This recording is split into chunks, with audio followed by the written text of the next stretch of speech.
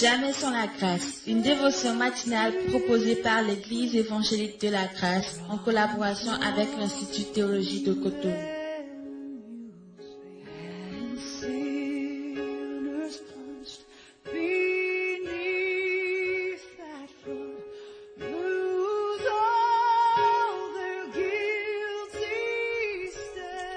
Bonjour chers amis, chers internautes, bienvenue dans cette nouvelle dévotion, dans cette nouvelle journée. Que le Seigneur vous bénisse, qu'il vous fasse du bien, parce que c'est un Dieu de provision. Amen.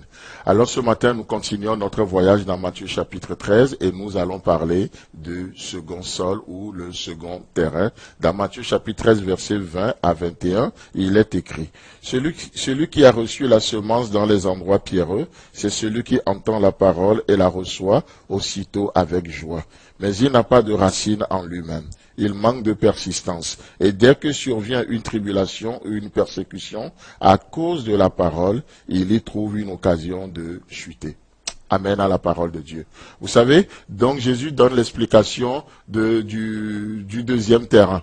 Le deuxième terrain, et là, il met l'accent sur quelque chose. La personne écoute la parole de Dieu et elle réagit. Elle est dans la joie parce qu'elle vient d'écouter quelque chose d'extraordinaire. Peut-être quelque chose qu'elle n'a jamais entendu. Quelque chose qui a touché son cœur, ses émotions.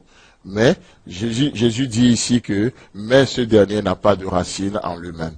Qu'est-ce qui va se passer lorsque les tribulations vont venir, lorsque les persécutions vont venir? À cause de cette parole entendue, ce dernier va trouver une occasion de chuter. Chers amis, chers internautes, le problème de ce deuxième terrain, qu'est-ce que c'est? C'est juste les émotions. Et c'est de ça que le terrain nous parle. Les émotions. Vous savez, il n'y a rien de mauvais dans les émotions. Non, les émotions nous sont données par Dieu et ça fait partie de qui nous sommes. Nous avons l'intelligence, nous avons la volonté, nous avons les émotions, nous avons la conscience de soi, nous avons la conscience morale. Et les émotions font partie de nous. Mais seulement que les émotions ne suffisent pas pour vivre Dieu. Je ne peux pas servir Dieu avec mes émotions, mes ressentis seulement. J'ai besoin de comprendre les choses. J'ai besoin de faire des décisions. J'ai besoin de faire des choix. Et c'est ça, vous savez, lorsqu'il n'y a que les émotions qui nous dirigent en amour, c'est ce que nous appelons communément un coup de foudre, n'est-ce pas?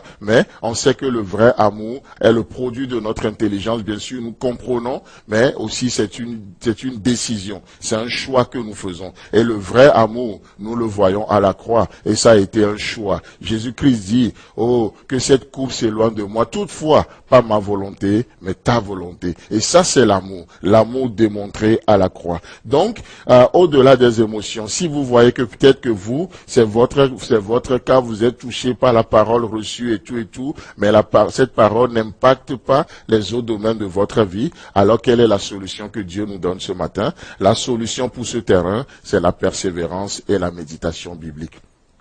La solution, c'est la persévérance. Vous savez, c'est une des choses qui a caractérisé la première église, c'est la persévérance dans les Écritures. La persévérance, n'est-ce pas ce que nous voyons dans Actes chapitre 2, le verset 42, il est dit, ils persévéraient dans l'enseignement des apôtres, dans la communion fraternelle, ils persévéraient dans la fraction du pain et ils persévéraient dans les prières. Et la conséquence, c'est quoi? Dieu va ajouter à l'église tous les jours ceux qui sont sauvés. Et c'est extraordinaire de voir que la persévérance dans la vérité amène au miracle. La persévérance dans ce que nous savons être vrai de Dieu nous amène à porter du fruit pour la gloire de Dieu. À porter du fruit. Donc, la persévérance et la méditation. La méditation amène à l'amplification.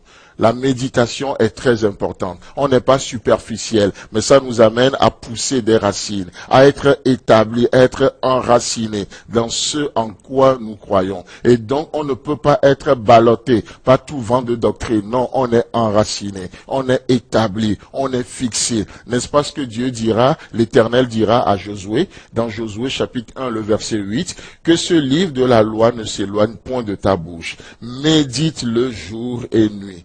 Médite-le jour et nuit. Oh, ça c'est une des choses qui nous manque beaucoup aujourd'hui. On a des pensées, mais on a de la peine à méditer. On a des pensées, ça nous amène, quand on médite, les pensées qu'on a nous amènent à des projets. les pensées qu'on a mûries devient quelque chose de plus palpable, devient quelque chose de concret. Et vous savez quoi? La parole de Dieu ne sera jamais concrète pour nous, à moins qu'elle ne passe par cette étape de méditation. Médite-la jour et nuit. Médite ce livre. Parce que plus vous méditez un sujet, vous méditez sur quelque chose, la méditation amplifie le sujet. C'est pas pour rien même que les hommes, dans leur travers, dans les religions, ils demandent aux gens d'aller à la méditation. Chers amis, chers internautes, dans cette journée, voilà la solution de Dieu pour nous. Médite la parole de Dieu, persévère dans ce que tu sais être vrai de Dieu, et le Dieu de paix sera avec toi. Amen. C'est tout le temps que nous avons. Si vous avez aimé cette dévotion, parlez-en à vos amis. Parlez-leur du message de la grâce et de ce qu'il fait dans vous. Pour un sujet de prière, une question ou plus d'informations, contactez-nous. Téléphone 64 88 35 87 ou 96 42 69 05 ou par WhatsApp au 94 75 80 20.